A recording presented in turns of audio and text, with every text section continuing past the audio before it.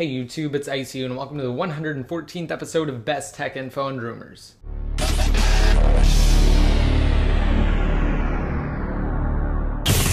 Alright, now to start off, before we begin, I just wanted to say that this episode will be slightly shorter than normal, and I'll have everything I discuss in this episode linked down below in the more info, so just be sure to check it out if you want details on anything I discuss.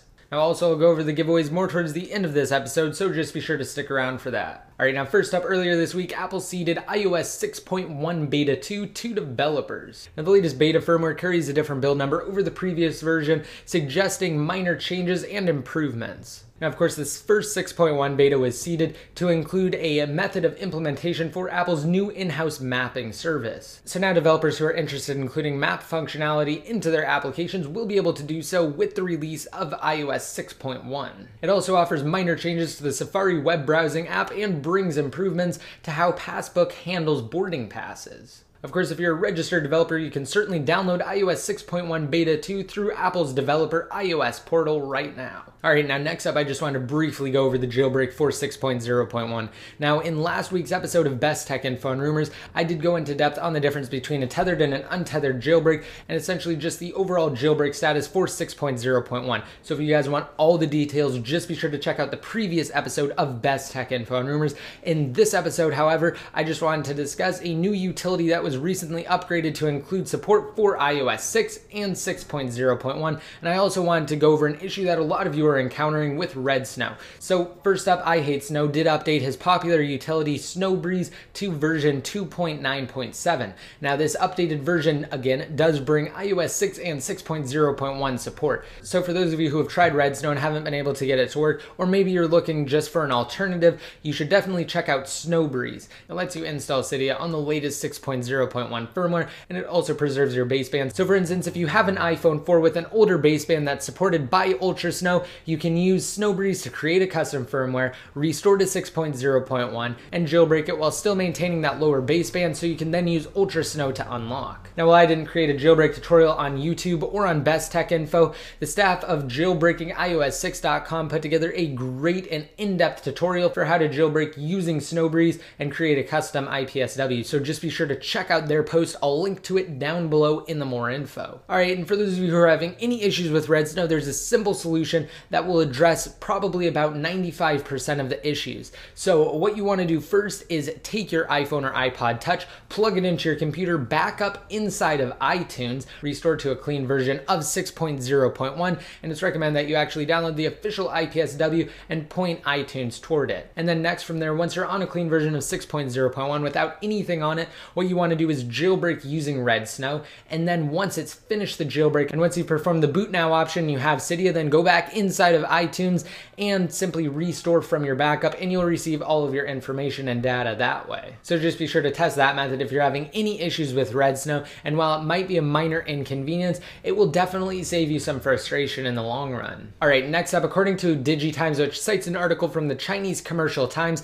Apple is reportedly scheduled to begin trial production for their 7th generation iPhone as early as December of this year. Now the Commercial Times also suggests that Apple may initiate mass production of what they're calling the iPhone 5S within the first quarter of 2013. Now if accurate, Apple could introduce their next generation iPhone to the smartphone market earlier than expected. Now for those of you that are familiar with Apple and the iPhone's past, you'll know that the original iPhone was actually introduced in the summer of 2007 at Apple's WWDC, or Worldwide Developers Conference. And since then, all iPhone models up until the iPhone 4S were actually unveiled at WWDC events. So the iPhone 3G, the iPhone 3GS, as well as the iPhone 4. But when the iPhone 4S came into the picture, Apple kind of switched things up and actually unveiled it in the fall. And since then, almost a year later after the iPhone 4S's announcement, Apple revealed the iPhone 5 in September. So could Apple return to their summer iPhone routine? It's definitely possible. After all, just look at what happened with their latest iPad.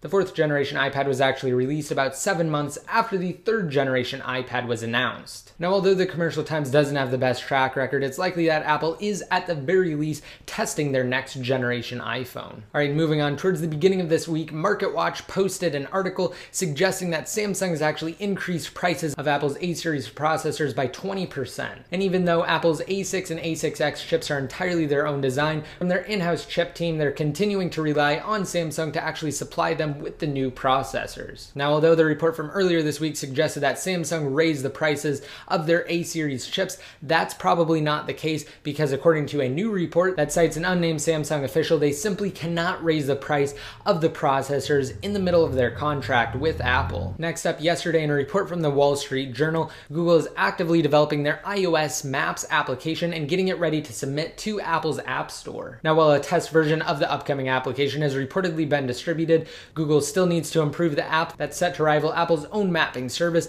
that was introduced in iOS 6. Now, it's said that Google is putting the finishing touches on their Maps application, and it will be unlike their old, obsolete, and watered-down version of Google Maps for pre-iOS 6 devices. The app is said to feature turn-by-turn directions, presumably via some form of voice guidance, and it's said to more closely match Google's own mapping service for Android-based devices. Now, the report also states that Apple is improving their Maps app for iOS 6, and hopefully this new competition inside the world of mapping will be for the best, because both services will attempt to outcompete each other, and in the process, they'll definitely deliver some great features. All right, and finally, since the last episode of Best Tech Info and Rumors, I've actually created 3 new videos. Just be sure to check them out. I'll have links to them down below. The first one is actually on the free iOS application service I detailed a few weeks back. However, in this video, I actually answer some questions and go more into depth on the service, how it works, and how you can use it to, again, get free paid iOS applications. Now, the next video is actually my full and in-depth review on Apple's new iPad mini tablet. Now, just be sure to watch that video. It will be one of your last chances to actually enter to win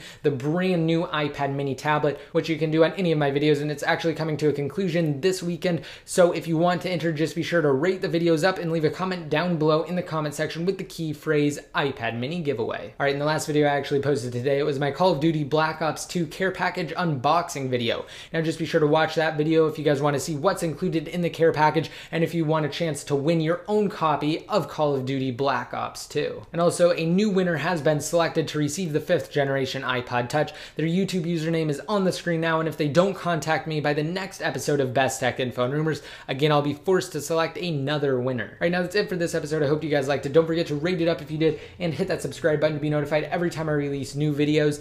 All right, and for the question of the day, let me know which one you guys would use more, a Google Maps app for iOS or the iOS 6 Apple Maps app. Now, don't forget to be updated more often. Just be sure to like me on Facebook, follow me on Twitter, and add me to one of your circles inside of Google+. And until next time, this is ICU, signing out.